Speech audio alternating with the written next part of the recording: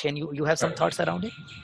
Yeah, well, it starts right at the preamble to the Agile Manifesto. We are uncovering ways of building software. It was about building products. It was very explicitly around the product development team in the software environment.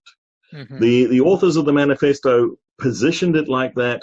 That's the problem that they were trying to solve.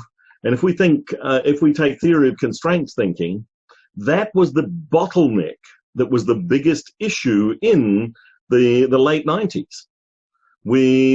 Our product development projects were continually failing. We were missing the mark. We were building the wrong thing. Now we figured out how to build it. And we figured out how to build it, what to build most of the time. But it was, again, in that software development space. Now we're saying, okay, let's look beyond, because we've moved the bottleneck. The bottleneck is no longer how long it takes us to build the product. It's not even how long it takes us to identify what to build, because we've got design thinking, we've got lean startup, we've got all of those tools. The bottleneck is how do we get it into the hands of our customers? How do we deal with things like the funding models? If we have to adapt to changing market needs on a minute-by-minute basis, but our funding model says we have to predict a year in advance what we're going to spend money on, good luck. We're never going to be there. And that's been the case. We've never been there. We've never been on budget. We've never been on time. The vast majority of development projects don't meet that because they're the wrong goals. So now we've got to tackle that. Another area that was mentioned, marketing. If we're able to release product, maybe we're using the Scrum 2-week cycle and we can get product backlog increments out the door every 2 weeks. But the marketing plan requires 6 to 9 months to position a release and make an advertising campaign and so forth. Again, we're losing such a lot of impetus. And the way that we deal with people in the HR, the people engagement component. We want people to work incredibly collaboratively. So we're looking for people not with, we talk about T-shaped skills. We want collaborative, cross-functional people who will support each other and work well together. But then we have an HR process that forces a manager to rank them one against another. It's now completely in my interest to focus on what I can deliver as opposed to what we can deliver. Okay.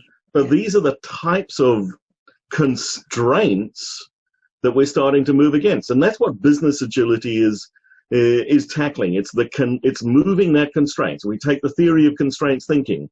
The constraint will continually move. Evan Laybourne talks about Evan's theory of agile constraints. And it says the organization can only be as agile as its least agile department. So now we've got to look at where is the bottleneck, where is the constraint in your organization, and that's where we fix. And we fix that constraint, it'll open up another one. We know that. Theory of constraints tell us we never get rid of them. And that's why I have a problem with the word transformation.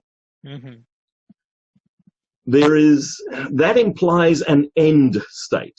And we have all of these transformation initiatives and projects that are about changing something and then stopping. It's not. It's a continuous evolution. The organization is going to adapt and respond constantly in an evolutionary way. Okay. And we'll get better. As we identify one constraint, we fix that. Then we find the next one, we fix that. And we continue and we continue. And then we'll come back over there. And now this is going to be the constraint. One of the things in the software development space DevOps was a movement that came around because the 2-week release cycle that was common in Scrum was too long. And now we have DevOps teams that can deploy every 11.2 seconds in some cases. Okay. So that's finding the constraint and moving it. Mm-hmm. And if we take that theory of constraints thinking to the organization, there's a continual evolution of change. We don't transform. There's not an end state. We don't start off as a caterpillar and end up a butterfly. Okay. We're a frog getting stronger, or an organism continually growing and evolving. Yeah. Thank you, Shane.